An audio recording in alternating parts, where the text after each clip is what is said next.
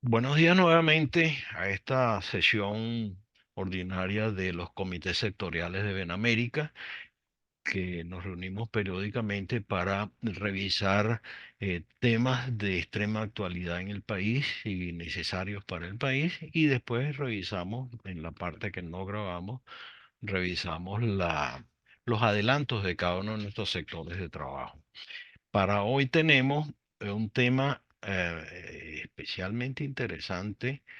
Déjenme poner la agenda. Que se trata de PDVSA, un modelo meritocrático exitoso.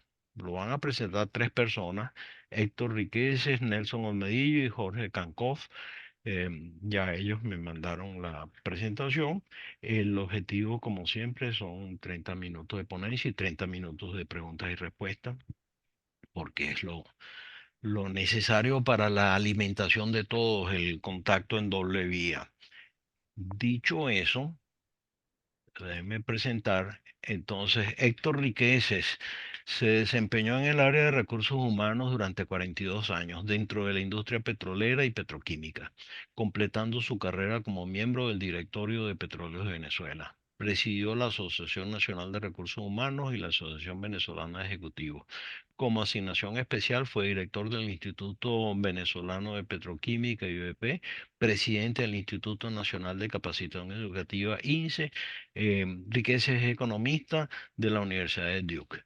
Nelson Omedillo, el segundo ponente, es socio fundador de Acierta Consultores, compañía anónima, y Acierta USA. Se desempeñó 36 años en la industria petrolera venezolana con las responsabilidades directivas y gerenciales en recursos humanos, planificación, gerencia del cambio y asuntos públicos.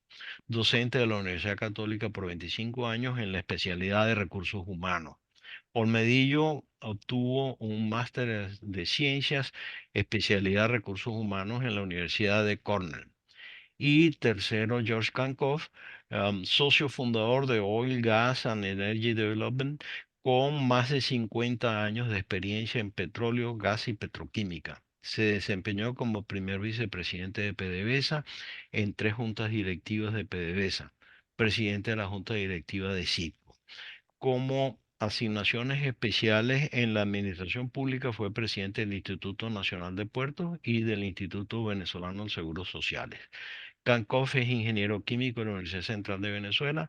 Ha realizado am, cursos de gerencia en las universidades SMU en Dallas y la Universidad de Indiana en los Estados Unidos, y en el IESA en Caracas. Muchas gracias a todos, y les voy a poner entonces las imágenes que me enviaron para ponernos ya en manos de ellos. Adelante, los presentadores. Bueno, muy buenos días. Le habla Héctor Riqueses.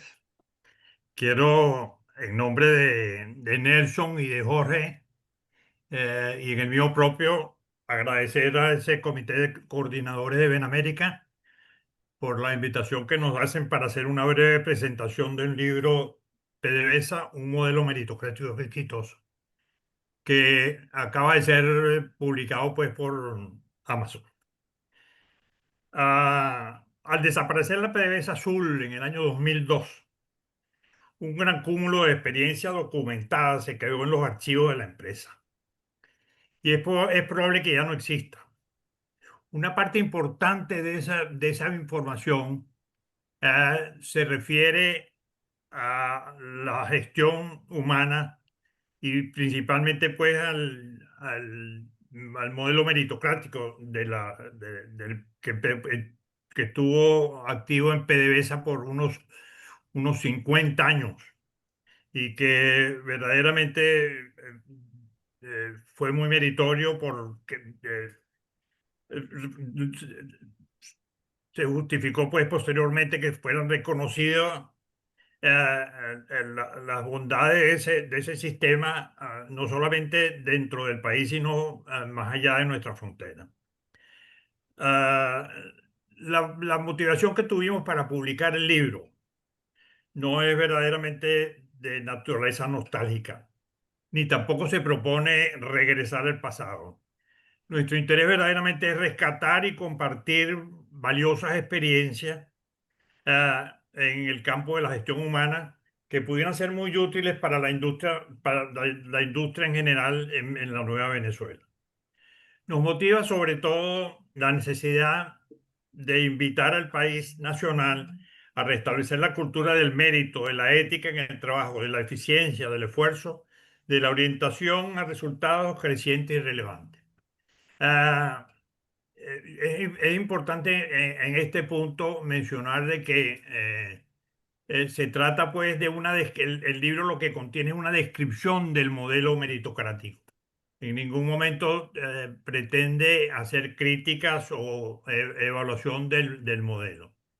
Ah, la- las razones para publicarlo entonces son más que todo rescatar un modelo que fue exitoso por mucho tiempo en forma sostenida.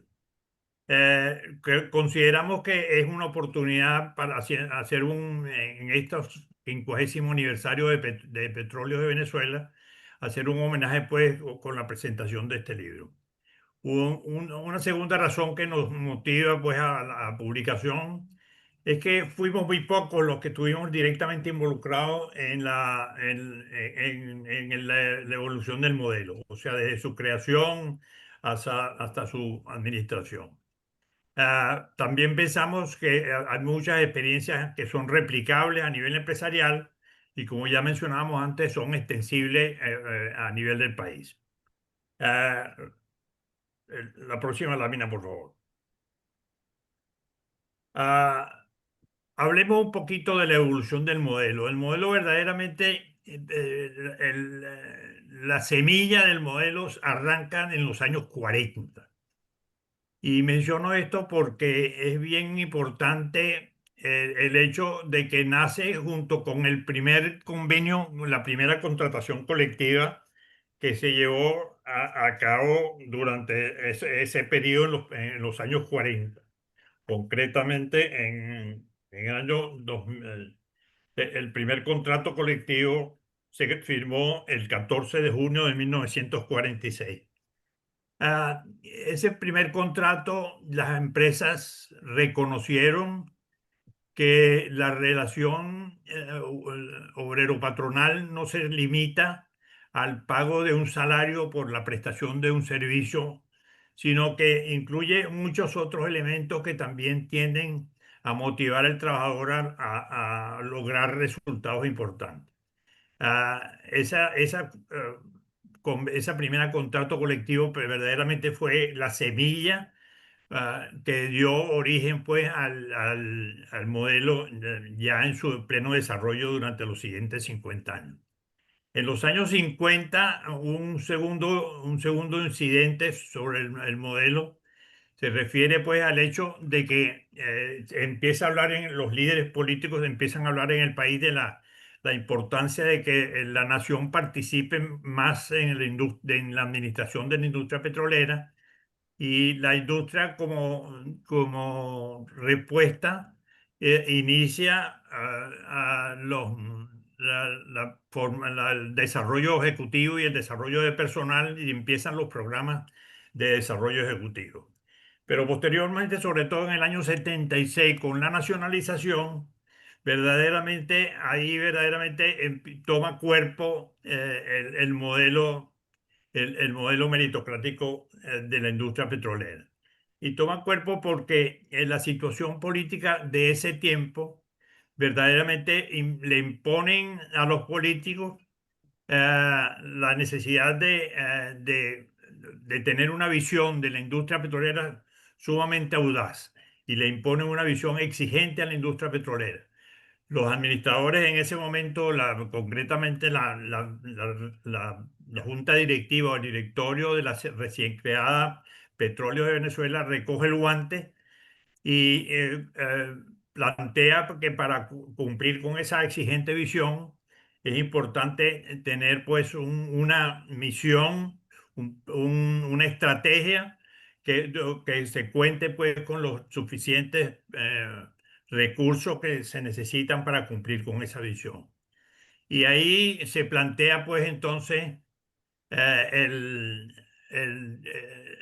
comienzo, la lámina anterior, por favor. Ahí verdaderamente se decide la industria con la nacionalización a coger un modelo que garantice y que canalice toda su energía y su talento individual o colectivo hacia la consecución de metas previamente definidas en el cual todos los generadores de esa energía y talento sean compensados en función de sus aportes y la especialidad y la especialidad, la especie, pero no la especialidad, la especie que los motiva a participar.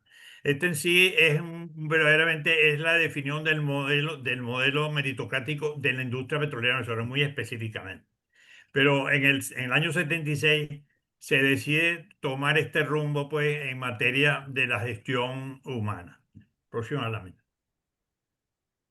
En el 75 empieza pues con ese modelo y la industria petrolera que inicia una reorganización bien compleja de las 14 empresas operadoras que venían antes de la nacionalización, que venían operando la industria. La consolidación de esas 14, o la fusión, mejor dicho, de esas 14 empresas, conlleva a llevar adelante un programa de gestión humana que poco a poco se fue convirtiendo pues, en un modelo meritocrático muy importante y se llega hasta el año 84 a terminar de reconstruir toda la industria y reorganizar toda la industria, creándose un comité de compensación y desarrollo ejecutivo que llamamos RIDE a nivel de la Casa Matriz. En otras palabras, a este comité, compuesto pues por el presidente de PDVSA y sus dos vicepresidentes y el director de recursos humanos, ese es el comité pues que se le encomienda garantizar que la Casa Matriz y sus filiales contarán en todo momento con la organización y el personal de alta gerencia capaz de afrontar oportunamente los retos presentes y futuros en la industria petrolera, petroquímica y carbonífera nacional. Es una encomienda bien importante y bien delicada, pero es digamos, el punto final para terminar de constituir lo que fue el modelo meritocrático de la industria petrolera venezolana. Adelante. Ese modelo que en el libro recién publicado eh, está más detallado, en términos generales tiene estos componentes, deja bien clara la visión, donde queda clara la expectativa del accionista, que como decía antes, es una expectativa bien exigente. Es un sueño realizable, o sea, verdaderamente es exigente, pero que puede llegarse a concretar. Un segundo elemento es la misión, que ya es la estrategia del operador, donde el operador se asegura de contar con todos los recursos necesarios para poder cumplir con la expectativa que le ha fijado el accionista. Esa misión es posteriormente dividida en diferentes objetivos entre las diferentes filiales y las diferentes funciones dentro de las filiales, y luego durante su ejecución se hace un seguimiento que se evitan pues todas las sorpresas en la medida de lo posible. Otra etapa de ese modelo consiste en la rendición de cuentas, donde todo el personal, tanto individual como grupos y filiales y departamentos, deben rendir cuenta por los recursos que le han sido asignados y los objetivos que se han determinado. Y por último, se cierra el círculo pues con la evaluación de desempeño de todo el personal, individual y colectivo, la compensación en función de esa evaluación y de sus aportes y el desarrollo de ese personal. Con estos elementos se completan pues el modelo que por muchos años privó en la industria petrolera y que tratamos en este libro de recuperar en la medida de nuestras posibilidades. Próxima lámina. Perdón, hay un anterior. ¿no?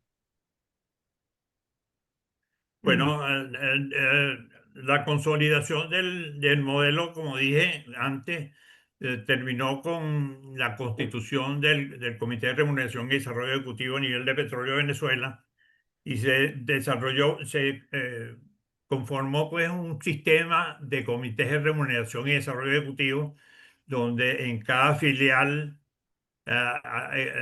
funcionaba ese comité para cubrir los casos de esa filial, pero después a nivel de la casa matriz también funcionaba un comité de remuneración ejecutivo que cubría lo amplio de toda la industria y completaba pues con un comité donde se reunían no solamente los presidentes y vicepresidentes del Petróleo de Venezuela en la casa matriz, sino los presidentes de todas las filiales. Eso se llamó el Comité de Remuneración de Planificación Funcional y se reunió una vez al año y se completaba pues la visión general de la situación de recursos humanos a nivel de toda la industria. Ah,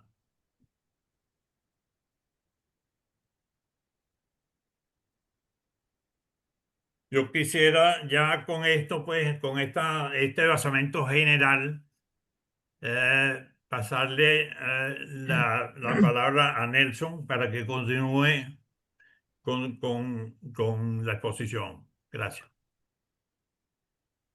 Muchas gracias, Héctor. Bueno, con buenos días para todos ustedes. Con mucho gusto voy a exponer algunos detalles de el modelo de, de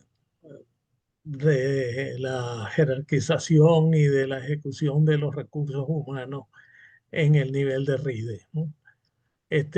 Yo tomaba como referencia lo que Héctor decía, pues de que teníamos un modelo que nos permitía garantizar que la casa matriz y sus filiales contarían en todo momento con la organización y el personal de alta gerencia capaz de afrontar oportunamente los retos presentes y futuros de la industria petrolera, petroquímica y carbonífera nacional. Pasa la otra, por favor. Ok. Después que recibimos el mandato antes dicho, nos encontramos con que teníamos frente a nosotros un panorama donde teníamos que contar con mucho cuidado el hecho de que teníamos 14 métodos distintos de administración y sobre todo de el progreso del personal de alta dirección. Y todos con el mismo derecho. No podíamos decir que unos eran porque era una filial más grande o la otra. Teníamos que lograr cómo unir todos en el mismo derecho, ¿no?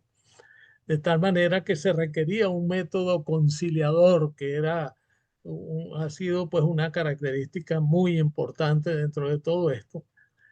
Y así pues la gente se le explicaba en dos platos, se decía, mira, aquí lo que estamos ofreciendo es un comienzo igual de todo el mundo y una garantía de pertenecer una vida entera en una empresa, ¿no?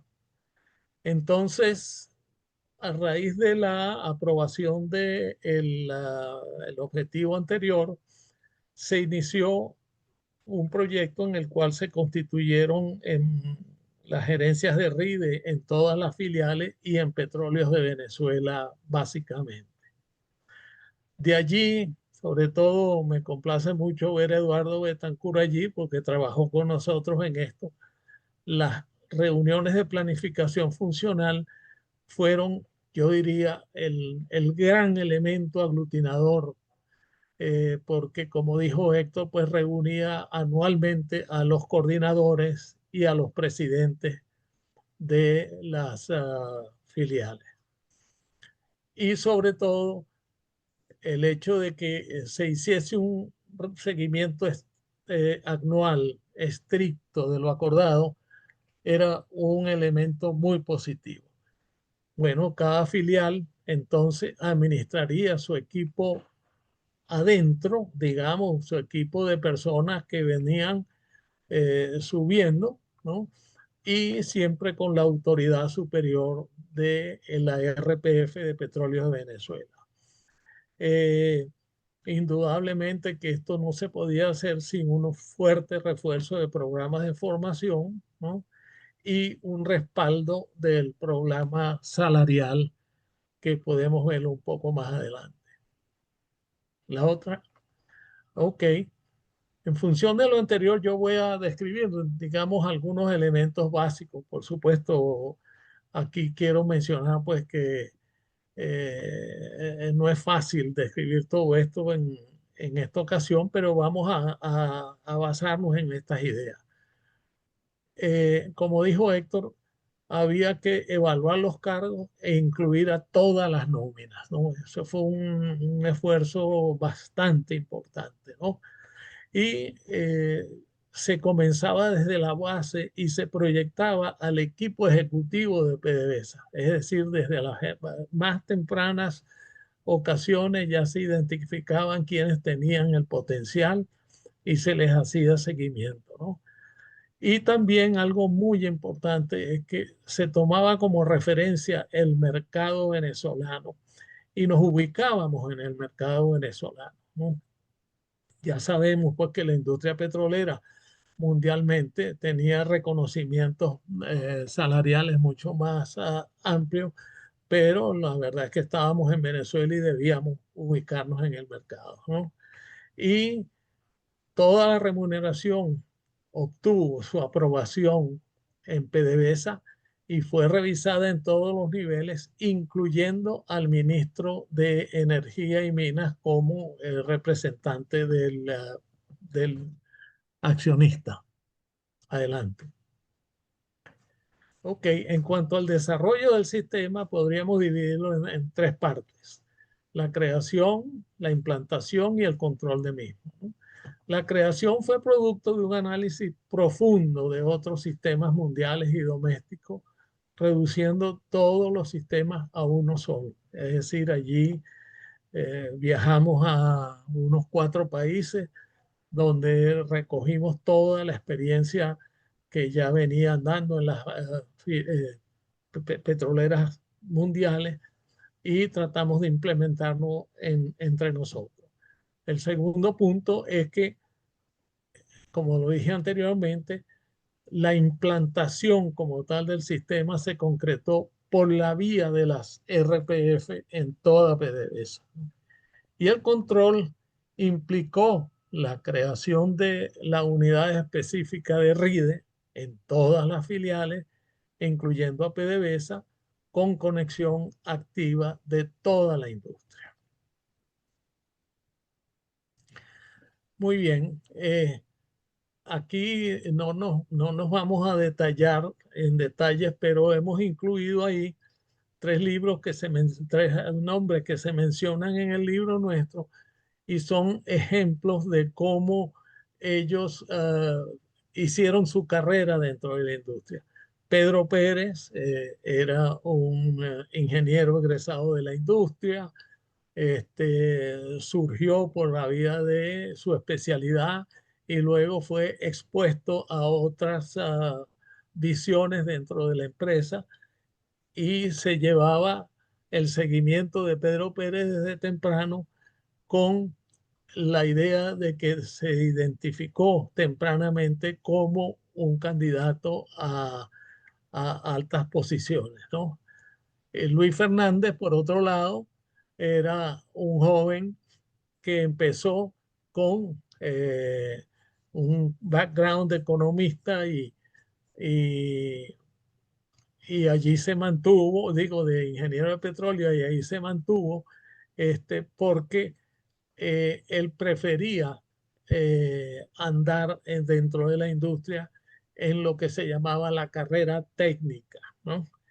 Y Juan Rodríguez era un individuo con excelentes notas y todo lo demás, y él se inició en la industria ya con alguna experiencia, ¿no? Y siguió por la ruta de los sistemas de computación. Eh, ¿Qué quiero decir con todo esto, no? Se quiere decir que todo muchacho a quien se le veía en las universidades un potencial importante era llamado, hacíamos las entrevistas de empleo y poníamos frente a ellos, ¿no?, digamos, los programas vigentes en la industria, y se le enfatizaba el hecho de que, mira, tú estás entrando aquí, pero tú tienes la opción de quedarte de por vida aquí hasta el resto de tus días laborales, ¿no? Adelante. Ok. Entonces, como ya vimos anteriormente, ¿cuáles son los aspectos centrales del modelo meritocrático de PDVSA? Bueno, una independencia total de criterios distintos al mérito. O sea, todo tenía que pasar por el filtro del mérito. Luego, una clara y extensa explicación a todos los miembros desde su inicio hasta la jubilación, y, más importante, su participación en el modelo. Y ya lo acabo de hablar. Y una continuación de la vigencia del modelo que garantizaba la confianza y el refuerzo de la creencia en el mismo, ¿no? Y muy importante, pues la circunstancia en que nos encontrábamos es que el gobierno respetaba el funcionamiento de este modelo. Adelante. Ok. Vamos a dar la palabra, por favor, a Jorge Cancoff, quien explicará un poco más de detalles sobre el particular.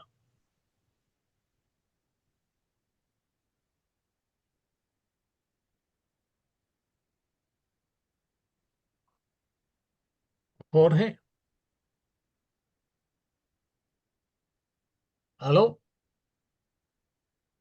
Sí, no tenía el micrófono. Muy buenos días a todos. Gracias por su participación y Nelson por haberme dado el pase. Quería mencionar que basado en lo que presentó Héctor y Nelson en este sistema meritocrático, voy a presentar la gestión de PDVSA comparado con las empresas petroleras internacionales. Y aquí vemos un elemento muy importante. Todo esto son fuentes, como en este caso Fortune 500, que es una de las revistas especializadas en el sector energético, y allí pueden ver cuál era la utilidad neta por empleado. Ahí pueden ver ustedes que en ese año PDVSA, cada empleado de PDVSA generó $50,000 diarios. Es decir, en comparación, nos equiparamos con Shell y la única que nos sobrepasaba era la empresa Kuwaití. Vamos a la siguiente lámina, por favor. Aquí pueden ver ustedes el ranqueo de las 50 empresas. Ya aquí están todas las empresas petroleras, las 50 mejores. Y aquí pueden ver que PDVSA calificaba como la número 2, prácticamente por encima de Shell, de Pemex, de Exxon, de Mobil, de Chevron. Y estas, como dije, son estadísticas de empresas internacionales. Vamos entonces a la próxima lámina. Y aquí sí es un elemento muy importante. Ustedes pueden ver el ranqueo de empresas petroleras estatales. Y ahí podemos ver cómo PDVSA, cómo gerenciaba operacionalmente PDVSA en comparación.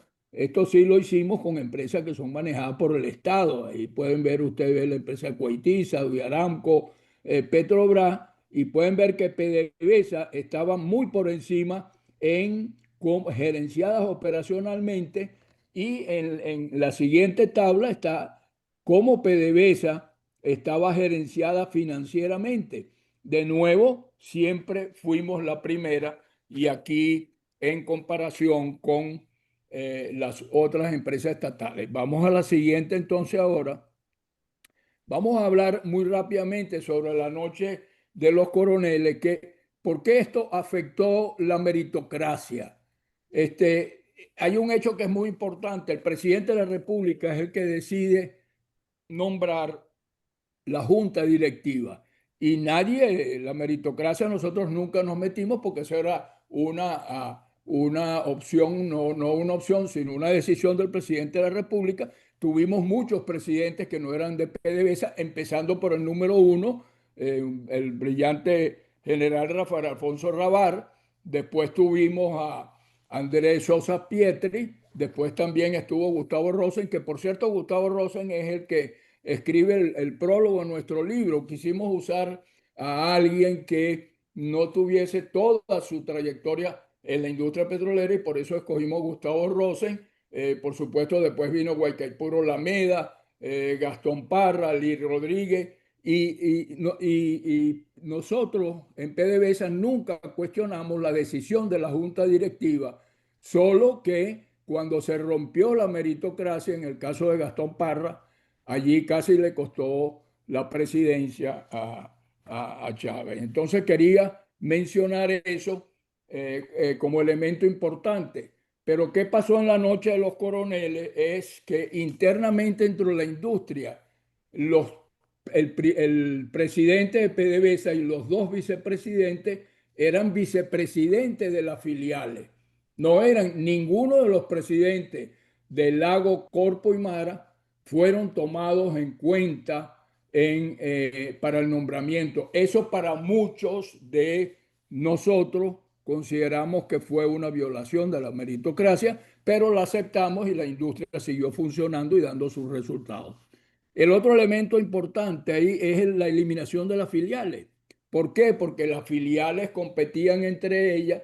Cuando eliminamos las filiales, yo por experiencia que tuve en 3 juntas directivas, ya la junta directiva de PDVSA no era lo que era antes, que tenía que buscar la visión de la empresa, hacia dónde se iba a proyectar los nuevos negocios. Entonces estábamos más pendientes de las operaciones que del futuro de la empresa.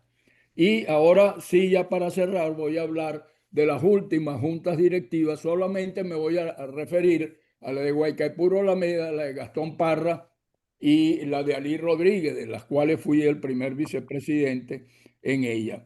Con relación a Guaycaipuro Alameda, un oficial muy brillante, egresado de la escuela militar, fue aceptado muy favorablemente por todos los trabajadores de PDVSA, y Guaycaipuro trató pues de respetar la meritocracia, promover a la gente que tenía los méritos, es decir, que estaba cumpliendo con todo lo que nosotros teníamos diseñado en PDVSA. Lamentablemente, después tuvo algunas diferencias con el presidente Chávez, precisamente por alguna de esas formas en que estaba gerenciando la empresa, y lamentablemente fue destituido. Después vino Gastón Parra. Quiero hacer la aclaratoria. Allí yo ocupé el cargo de primer vicepresidente porque ya venía como vicepresidente de la Junta Directiva de Guaycaipuro Alameda, pero lamentablemente cuando salió la Gaceta Oficial, allí aparecieron 5 directores que no tenían el mérito, es decir, ni siquiera eran gerentes de primera línea. Entonces, eso fue lo que protestó el personal de PDVSA, y yo, al ver esa gaceta publicada, puse mi cargo a la orden ante el presidente, el ministro Álvaro Silva Calderón y el mismo Gastón Parra.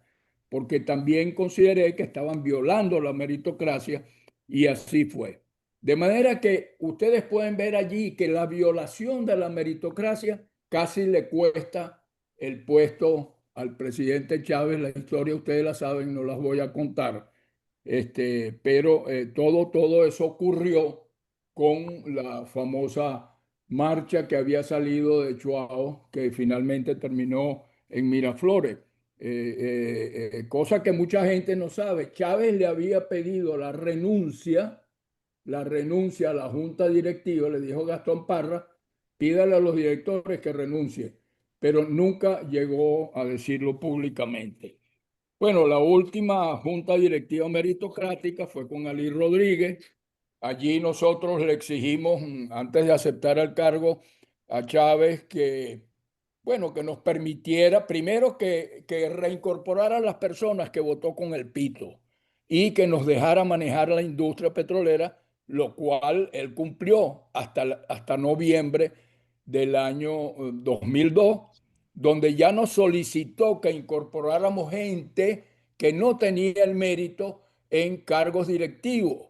Entonces nosotros como junta directiva le respondimos: presidente, con todo el respeto, usted elige la junta directiva de PDVSA y nosotros elegimos el personal que está debajo de nosotros. Esa fue la última vez que hablamos con el presidente Chávez, y ya el 6 de diciembre fuimos todos destituidos y posteriormente pues votaron a las 22.000 personas para tratar de salvar un poco la situación de gravedad que vivía el país, porque al suspender y al votar a las personas, tuvimos nosotros que ocurrieron una serie de incendios, explosiones, y entonces en una rueda de prensa le solicitamos al presidente que reincorporara a las 22.000 personas.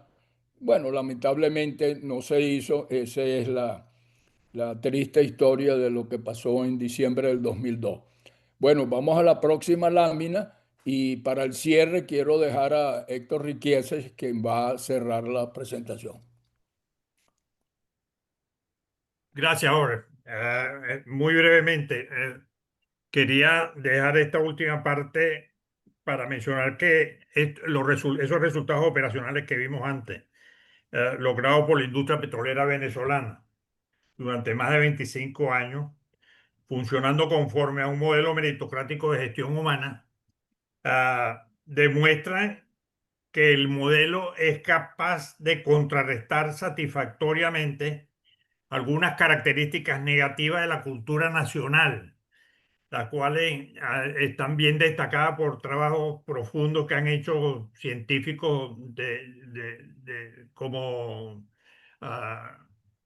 Romero García, Elena Granel, etcétera, científicos venezolanos y extranjeros que han definido el perfil del venezolano como perfil con una alta motivación al poder, una baja motivación al logro, la tendencia a atribuir a terceros la responsabilidad de sus actos, una baja capacidad para diferir la recompensa, más entusiasta que persistente, cortoplacista, y evita la incertidumbre. Estos elementos detractores, pues, que están sembrados en nuestra cultura nacional, pueden ser contrarrestados, por lo menos así lo vimos en este modelo meritocrático, pueden ser contrarrestados por el modelo meritocrático que tuvo Petróleo de Venezuela durante 25 años.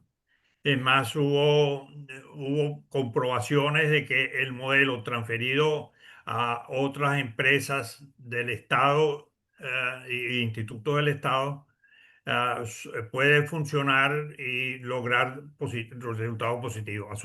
Así sucedió pues con el Instituto Venezolano de Petroquímica, que fue intervenido y donde se implantó el modelo meritocrático, y a los 3 años de su intervención tuvo resultados positivos desde el punto de vista financiero. Igualmente el Instituto Venezolano, el INSE, el Instituto Nacional de Cooperación Educativa, donde también se aplicó el modelo meritocrático y se obtuvieron resultados muy satisfactorios. El legado, pues, es que sencillamente el modelo meritocrático que tuvo en efecto en Petróleos de Venezuela por 25 años es un modelo que puede verdaderamente incidir favorablemente en la cultura nacional y en el desarrollo de nuestra industria. Con esto, pues, queremos invitar a los presentes a familiarizarse con el libro, con la publicación, que entra más en detalle y en forma quizás más ordenada a todas estas ideas que hemos tratado de compartir con ustedes en este tiempo. Lamentamos mucho el exceso de tiempo que nos hemos tomado, pero hicimos lo posible por mantenernos en tiempo. Muchas gracias. Excelente. Muchas gracias a todos y como siempre, levanten la mano. Ya tenemos dos manos levantadas. Por favor, las preguntas concrétenla en menos de 3 minutos porque son mucho el tema. El tema es muy largo como nos lo demostraron los ponentes. Entonces, no se trata de que hagan una exposición cada uno de los que pregunten, sino que vayan directo a su pregunta. Luis Corona y Jorge Baral tienen la mano levantada. Yo voy a levantar la mía. Adelante, Luis. Mis queridos amigos, primero permíteme, Gonzalo, felicitarte y felicitar sobre todo a los ponentes, muy particularmente chapo a mi querido amigo y admirado amigo Héctor Riqueses y por supuesto a Nelson y a George en este documental importantísimo que nos traen de ese libro que debe formar parte de la biblioteca de lo que todavía, de aquellos que todavía conservamos bibliotecas en nuestras casas. La verdad que los felicito sinceramente. Ahora hay un tema, hay dos temas importantes que yo quisiera tratar de plantear rápidamente, si me permite. Uno es el trabajo que iríamos realizando y que ustedes que aportaron en relación al levantamiento de la presencia de los expertos petroleros, de la industria petrolera en el mundo, en nuestra diáspora. Ese levantamiento está allí. No sé si eso ha sido actualizado y cómo se ha combinado, si es que ha habido alguna relación con quien está coordinando el desarrollo de la política petrolera en el próximo gobierno que debe presidir nuestro presidente Edmundo González Urrutia. Entonces, ese es el primer punto, ¿no? El segundo punto que quisiera plantear es el que entiendo que hubo, yo no pude estar porque andaba viajando, volando en esos momentos, en la presentación que hizo el grupo que hoy lideriza Humberto Calderón Berti al frente de lo que será el programa de la política petrolera, de la industria y energética, entiendo yo que fue la exposición y que se hizo por estos medios y que tuvo una gran acogida en el público. Sería conveniente revisar esto porque posteriormente en otra parte de esta reunión me voy a referir a esa presentación de las políticas del nuevo gobierno que debe presidir nuestra República Dios mediante. Bueno, eso es todo, esas son las dos cosas que quería mencionar. Gracias, Y gracias Luis. felicitaciones. Una pregunta a los ponentes. ¿Alguien dirige la respuesta? Y yo puedo tratar de manejar un poquito las preguntas y respuestas entre nosotros tres. Gracias. Voy a referirme al primer punto que hace Luis con respecto a la base de datos. Hace más o menos 8 años iniciamos en Penamérica la construcción de una base de datos de expertos y técnicos petroleros. En esa oportunidad logramos 500 respuestas de expetroleros que habían ocupado posiciones gerenciales o posiciones clave dentro de la industria.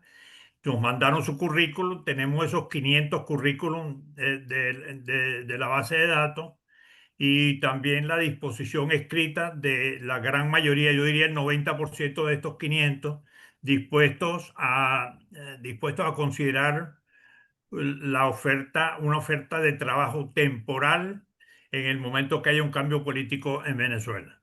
O sea, hemos mantenido desde el comienzo de esta base de datos, que como dije fue hace 8 años, hemos hecho actualizaciones cada 2 años, la última fue el año pasado, Estamos por hacer una nueva actualización. Por supuesto que ese número de 500, por definición, es un número que va reduciéndose. En estos 8 años, esos 500 han reducido a unos 250. Actualmente tenemos 250, aunque el currículum vitae de ex ejecutivos de la industria petrolera que ocuparon posiciones clave y que están dispuestos a ceder tu tiempo y a considerar una oferta de empleo en el momento que haya un cambio político. Eso con base a la base de datos. La segunda pregunta, Luis, verdaderamente no la capté bien. Se fue presentado por no sé si por 20 Venezuela o por la tierra, nuestra tierra de gracias, el programa de María Corina y de Edmundo para la próxima política energética. Hubo una presentación muy importante que quería saber si ustedes habían asistido y cómo habían visto esto, y que decía que posteriormente en otras partes de esta reunión me voy a referir a los otros sectores. Sí, yo puedo contestar eso, Héctor, porque yo Adelante. estuve presente en la exposición de Humberto Calderón y bueno, en Benamérica y Eduardo hemos discutido este punto. Nosotros estamos de acuerdo con lo que está planteado y eso está en Venezuela, Tierra de Gracia y en otros estudios que se han hecho, que ya Petróleos de Venezuela no puede ni va a ser lo que fue anteriormente. Petróleo Venezuela será una empresa más que tendrá que competir con el sector privado. Una de las razones es que PDVSA tiene una deuda bastante considerable que supera los 20.000, 25.000 millones de dólares. Por una parte, tiene exceso de personal y Venezuela para poder levantar su producción petrolera, que los expertos en el área de producción han estimado de 4 a 5 años volver a llegar a lo que teníamos en 3.200.000 barriles, se va a requerir dinero y el único dinero tendrá que venir de las empresas privadas, no solamente internacionales, también nacionales. El programa que contempla el nuevo gobierno es darle apertura a el sector petrolero, de manera que sí coincidimos con los planteamientos que se han hecho en esos diferentes programas y que fue muy bien aclarado por Humberto Calderón Berti. Gracias a los dos. Una proposición, porque nos quedan 10 minutos de presentación más alguna extensión. Vamos a hacer tres preguntas, por favor anótenlas y las respondemos, porque si no, no nos va a alcanzar el tiempo. Tenemos a 5 manos levantadas: Jorge Baral, Héctor Ramírez, mi persona, Eduardo Betancourt y Edgar Vázquez. Adelante, Jorge. Bueno, en parte ya George había contestado algo de la pregunta que tenía. Concretamente, por supuesto, felicito la presentación, en muy buen trabajo, excelente trabajo. Espero tener acceso al libro de Amazon pronto. Pero la pregunta era, ¿en qué medida esta valiosa experiencia pudiera ser incorporada o tener impacto, o qué aspectos serían de gran impacto en la estructuración del nuevo sector institucional de la Administración de la Energía de Venezuela? Gracias, Jorge. Vicealmirante Héctor Ramírez, adelante. Bueno, buenos días para todos. Lo mío más que una pregunta es una reflexión rápida. Nosotros siempre en la antigua Fuerzas Armadas, habíamos comparado la evaluación de PDVSA con la evaluación que hacíamos nosotros en las Fuerzas Armadas. ¿Me están copiando? Sí, adelante. Sí, okay. Entonces, era exactamente igual, ¿no? Calificación cada 6 meses y la pirámide se iba formando hasta que llegábamos a nosotros. Hasta que llegó Chávez y hizo el desastre. Quiero, como dato histórico, recordarles que el día 9 de abril del 2002, la intención de Chávez era militarizar toda la industria petrolera.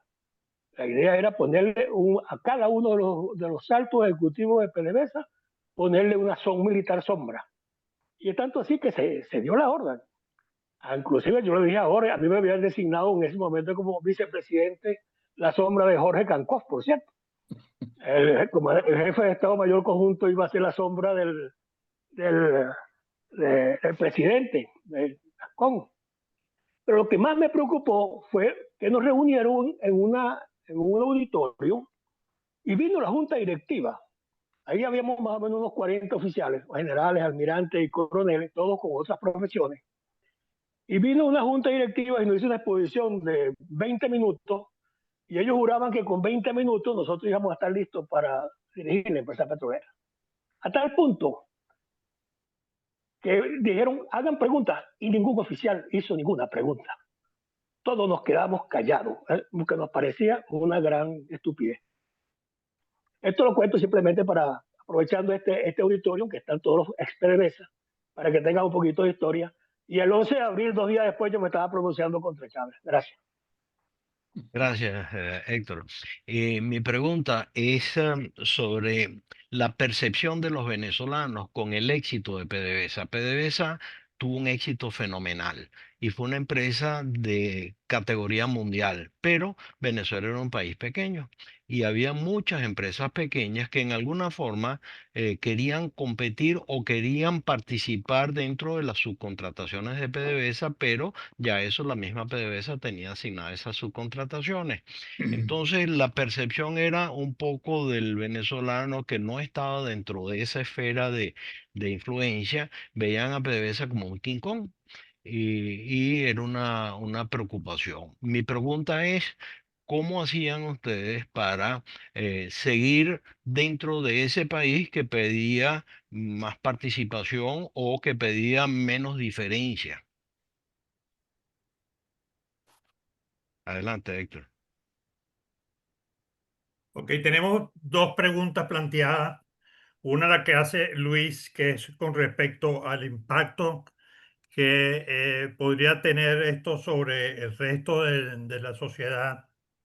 Y la segunda, pues la que tú acabas de plantear, de verdaderamente qué entendimiento tenía Petróleo de Venezuela de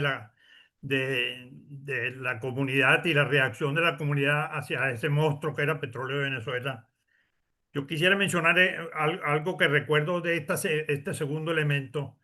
El directorio de Petróleo de Venezuela, donde estuve por 10 años, sí estaba preocupado de conocer cómo lo veían los venezolanos, cómo veían la población, cómo veía la colectividad a la empresa petrolera venezolana.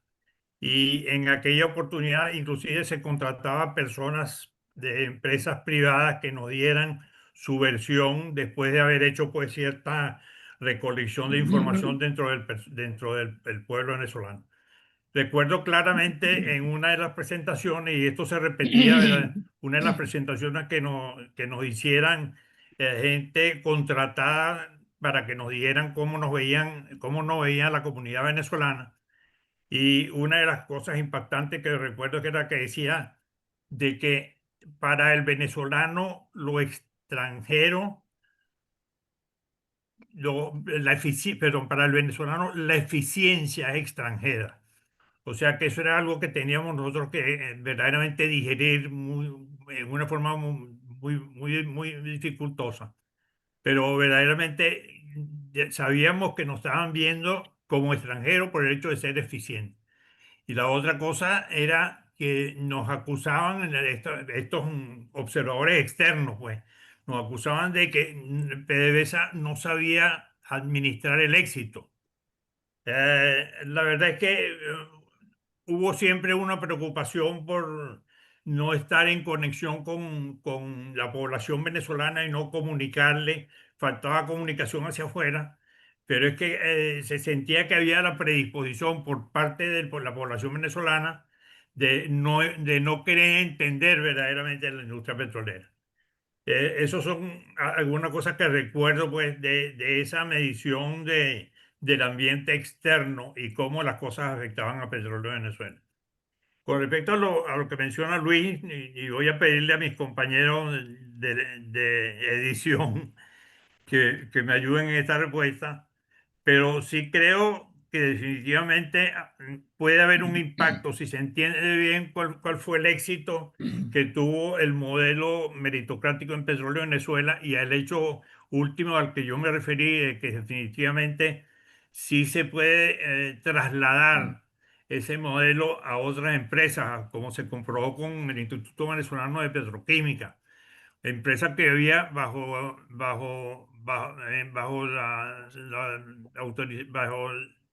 el mando del ministerio, yo perdía por 20 años y cuando pasó y se le estableció un sistema meritocrático en 3 años empezó a dar ganancias.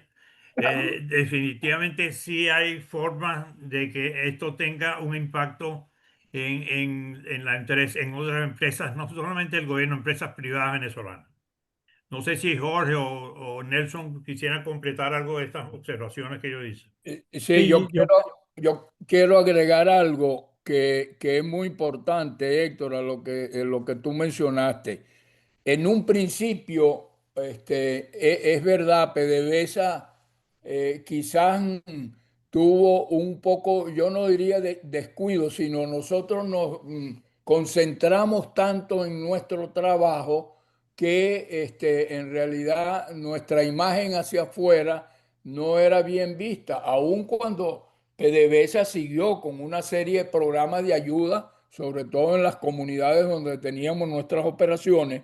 Bueno, habían una cantidad de ayuda que PDVSA continuaba, y estoy seguro que Nelson lo va a aclarar porque hubo muchos programas. Yo me acuerdo cuando se había decidido mudar las filiales al interior del país, en el caso específico de Corpoven, que le habían asignado el Oriente. Bueno, ahí se hizo un esfuerzo tremendo en el cual Nelson y yo también participamos en buscar el apoyo de la comunidad, pero sí un principio pues hubo un poco de descuido y la gente nos veía como alguien muy superior y que ganábamos unos salarios muy altos comparado con los salarios de la administración pública, porque éramos una empresa pública. Entonces, Nelson, creo que tú quieres agregar algo más.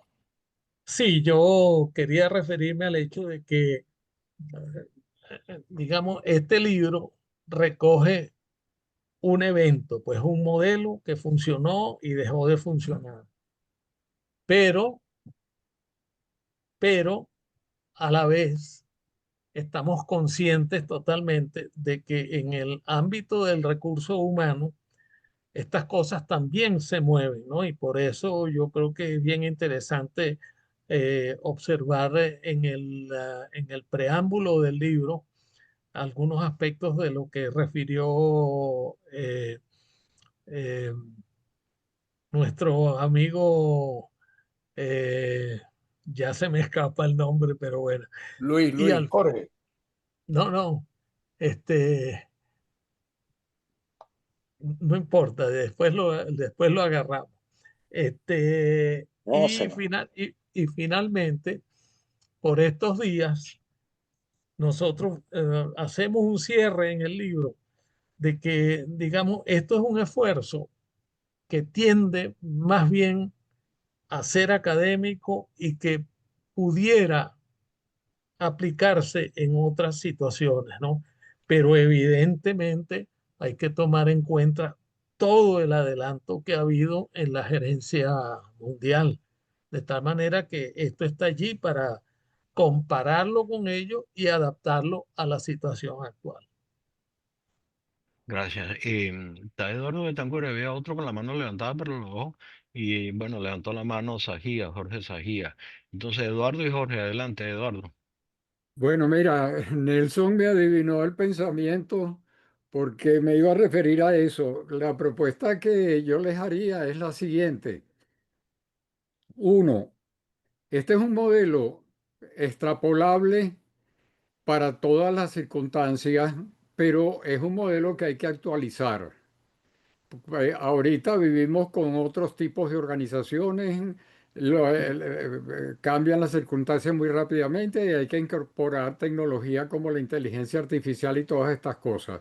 Entonces, mi sugerencia es la siguiente: ¿por qué no continuar, crear un grupo para actualizar el modelo por un lado, pero para el otro lado, para ver cómo lo podemos proyectar a todos los ámbitos de la administración pública como una colaboración con el gobierno que viene, porque si esto se entendiera en la administración pública, bien entendido, eso sería de gran beneficio para el manejo de cualquier empresa y de cualquier institución de la organización pública y para mejorar la eficiencia.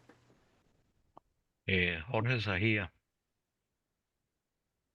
Muy buenos días y muchas gracias a mi tocayo Jorge Cancós por la invitación y a Leopoldo a Gonzalo por aceptarme aquí. Yo tengo dos comentarios y una pregunta. El primer comentario es que en el chat yo puse el vínculo de la publicación que hicimos en Petroleum del libro, del libro del que estamos hablando, de la meritocracia en PDVSA, pero el detalle que tiene que se vincula es que ahí están los pasos para adquirir el libro por Amazon.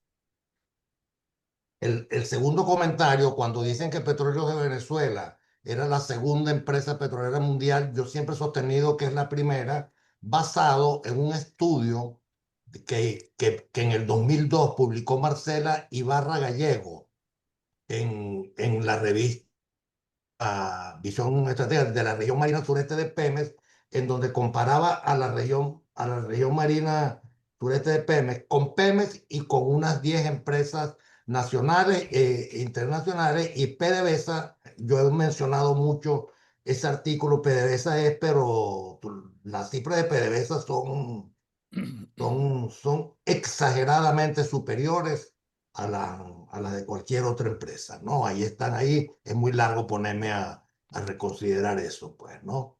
Pero voy a poner nada más que los costos de descubrimiento con PDVSA 0.08 centavos de dólares, contra Fina 0.53, contra Repsol 0.56 centavos de dólares, BP 0.58, Petrobras 0.64, Exxon 0.80, Shell 0.9, Chevron 1.26 y Eni 1.42. Y PDVSA 0.06 centavos de dólares en sus costos de descubrimiento, y así son de producción, de extracción y todo.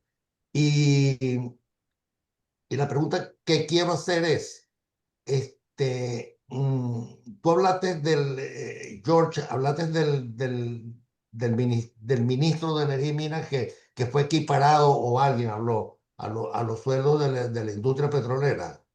O sea, Gracias, Jorge. ¿Quién responde? Héctor, Jorge. Jorge puede comentar. No, eso es cierto, Tocayo. Los niveles de los costos de operación de PDVSA no los puede superar nadie, ¿no? Eso está muy claro. Yo creo que ahí no hay ningún problema y por eso hay mucho de las personas entre las cuales estás tú, está Evan Romero, están varias de los técnicos petroleros, el mismo Juan Sabo, por mencionar algunos, y no los menciono a todos porque son demasiados. Bueno, que dicen que en menos de 5 años pudiéramos llegar a una producción similar a la que dejamos en el año 2002, que fueron 3.200.000, 300.000 barriles, a unos precios muy bajos. Lo único es que verdaderamente se requiere un volumen de inversión bastante grande y Venezuela no los tiene. Entonces, definitivamente hay que buscar la participación privada. Esto no quiere decir que vamos a eliminar PDVSA, sino vamos a redimensionarla y hacerla una empresa que sea competitiva con las, con las actividades o con la situación actual.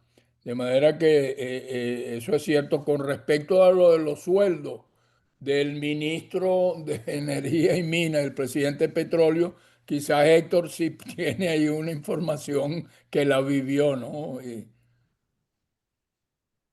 Entonces, a lo mejor, Héctor, tú quieres hablar algo sobre cuando era Hernández Grisanti el ministro. Sí, es como a título de anécdota muy, muy breve. Me correspondía a mí como parte del directorio de Petróleo de Venezuela, encargada de la parte de recursos humanos, llevarle anualmente propuestas al ministro de Energía y Minas, llevarle propuestas de los ajustes salariales que debían recibir los directores de Petróleo de Venezuela. Cuando me presentaba esto con Hernández Grisante, que me tocó llevar esto 2 o 3 veces con él, revisiones anuales del salario de los directores de petróleo, hay algo que me decía, doctor Riquese, y dígame una cosa, ¿quién cree usted que es la persona últimamente, el último responsable de la industria petrolera en Venezuela? Le decía, usted, señor ministro. Bueno, ¿y cómo te vas a imaginar que tú me estás trayendo aquí ajustes de sueldo para llevar sueldos de fulano y de sutano a 300 a 400.000 bolívares cuando yo gano 14.000? Yo sencillamente respondía, no, señor ministro, la verdad es que debo decirle que quizás usted no está bien pagado. Tan es así que inclusive después, en una oportunidad, la misma gente que clasificaba nuestras posiciones en la industria petrolera, que era la gente de GE Asociados, le pedimos a GE Asociados que hiciera una valoración de la posición del ministro, y definitivamente el minuto a los niveles de 14.000 que en esos años me hablaba, verdaderamente su posición estaba, según Hay, estaba mucho más alto y verdaderamente no le estaban pagando lo que le correspondía según las responsabilidades que recibía. O sea, era una distorsión totalmente los salarios del sector público con la industria petrolera. A pesar de que la industria petrolera se comparaba desfavorablemente con otras empresas petroleras del mundo, con la conversación de otras empresas petroleras del mundo. O sea, nunca fuimos los mejores pagadores ni en Venezuela, ni comparado con empresas privadas petroleras del tamaño de petróleo en el exterior. Antes de despedir, Eduardo Betancourt propuso una tarea con dos aspectos y creo que hay que formalizarla. Es una tarea para ustedes que son los ponentes. Primero, actualizar esta tecnología de meritocracia a las tecnologías y a los métodos de gerencia actuales, tecnologías que han cambiado mucho, los métodos de gerencia que es mucho más horizontal. Y segundo, ¿qué se le puede proponer al gobierno de transición para aplicar, como va a ser un gobierno naciente, aplicar una metodología de transición? Jorge, yo creo que ya debemos de cerrar y yo estaba concluyendo con traer la pregunta o la tarea que nos deja Eduardo. O sea, no quisiera yo que siguiéramos, Jorge, con más proposiciones, sino que los ponentes ya hagan el cierre. Con el perdón tuyo, Jorge, vamos a dejar en manos de los ponentes la proposición de Eduardo y la despedida a la reunión de hoy, que le agradecemos mucho porque ha sido muy ilustrativa. No, yo creo que Eduardo definitivamente tiene un punto ahí. Y como lo mencionó Nelson rápidamente, estamos muy conscientes que hay que actualizar mucho de esto, pero siempre, inclusive en tiempos de inteligencia artificial, el concepto de compensar en función de los aportes que se hagan es un concepto waterproof para mucho tiempo. O sea que los principios que tiene el modelo meritocrático, muchos de ellos van conseguir existiendo por mucho tiempo, además por arriba de la inteligencia artificial. Pero estoy de acuerdo con Eduardo de que tenemos que actualizar todo esto. Nosotros nos estamos refiriendo a algo que verdaderamente ocurrió, histórico. No nos estamos diciendo, este es lo último, lo último, lo último. Hay que actualizar todos los criterios que nosotros tuvimos en nuestro tiempo. Y sobre el gobierno de transición, ¿cómo aplicarlo? Sobre el gobierno de transición, No, yo pienso que con respecto al gobierno de transición, una vez que este modelo meritocrático sea actualizado, es decir, ya no presentarlo como un modelo de PDVSA, sino como un modelo general para que sea aplicable a todas las empresas del Estado y empresas privadas, no solamente del Estado. Yo lo que diría es que este modelo sea y creo que es la propuesta de Eduardo también, de que sea algo que pueda ser de utilidad para la nueva administración. Yo creo que como conclusión, Gonzalo, Gonzalo, Jorge y Gonzalo, Eduardo, perdón Luis, estamos sí, concluyendo. una sugerencia que te Jorge, quería hacer. ya va, Jorge y Eduardo, ustedes dos son activos dentro de este comité, dentro de este grupo de trabajo.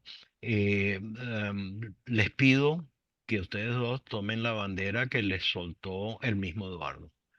Una sugerencia, ¿Cómo se puede trabajar con el gobierno de transición?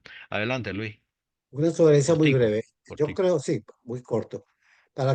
Conociendo la experticia de Eduardo en esta materia, creo que Benamérica debe, conjuntamente con el grupo expositor, diría yo, presentar por parte de Eduardo un papel introductorio de lo que podría ser la propuesta en sí y la viabilidad de, en base a la meritocracia presentada, hacer una espina de pescado que nos conduzca a la próxima y futura presentación con los elementos de digitalización actualmente vigentes.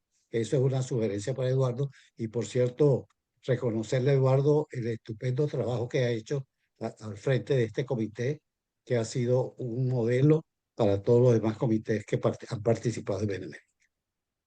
Gracias, Luis. Bueno, no sé si quieren alguna palabra de despedida, de cierre. Eduardo y George, tenemos una tarea. Este, si hay alguna... No, solamente quizás nuevamente agradecerle al Comité de Coordinadores de Benamérica y mencionarle pues que estamos a sus órdenes para cualquier otra tarea que nos quieran encomendar. Muchas gracias a todos y vámonos. Perdón, Gonzalo, Sí, tenía mi adelante, mano Edgar. levantada. Ah, tú la levantaste, pero se te bajó. Adelante, Edgar. Perdona, que yo sabía que había una mano, pero se bajó. No, Perdonen todos, el error quizás fue mío por no haberlo anotado. Estaba bueno, pensando buenos bien. días de todas maneras. Y Adelante, Edgar. saludos a todos y muy especialmente a don Héctor y a Nelson, con quien no comparto rutinariamente. Yo tenía solamente una pregunta que, aunque creo conocer la respuesta, me parece que es importante en términos de la meritocracia. El comportamiento de la administración frente a la contratación colectiva, el contrato médico y el contrato de marino, porque los contratos generalmente tienden a plantear una metodología distinta de crecimiento salarial. ¿Cómo manejaron eso? Nelson. Ok, con mucho gusto. Eh, Me gusta mucho la pregunta porque nos obliga a precisar los alcances de este libro, ¿no? Como ya Héctor mencionó y yo brevemente también lo dije, digamos, el sistema del modelo meritocrático se enchufa o viene como un sistema que proviene de abajo y los, digamos, mil ejecutivos que estaban en el RI de arriba estaban montados sobre el sistema. Y sobre ese sistema había un sistema salarial, ¿no? Más o menos de las mismas características, y otro que provenía de los acuerdos y precisiones de, como tú dices, el contrato de trabajo, los convenios colectivos, etcétera, etcétera. Pero no hay que confundir el hecho de que estas cosas sean entrelazadas, ¿ok? Gracias, Nelson. Bueno, señores, a todos muchas gracias y gracias Héctor, gracias Nelson, Héctor Riqueses, Nelson Olmedillo y George Cancoff por haber traído el tema. Y gracias Eduardo Betancourt por haber atajado el tema y de ponerle una visión de futuro, una aplicación. Gracias a todos y buenas tardes.